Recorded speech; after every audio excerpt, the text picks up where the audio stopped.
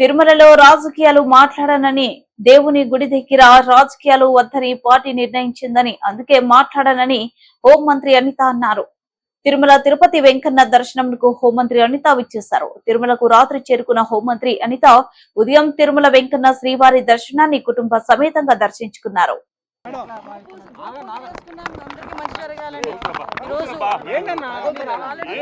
రాజకీయాలు జరపడానికి కాదమ్మా, నేను టెంపుల్ సంప్రదాయాలు మేము పాటిస్తాం. ఎక్కడా కూడా రాజకీయాలు టెంపుల్లో మాట్లాడడం. ఈరోజు గోపూజ చేసుకోవడానికి వచ్చాను, స్వామివారి దర్శనానికి వచ్చాను.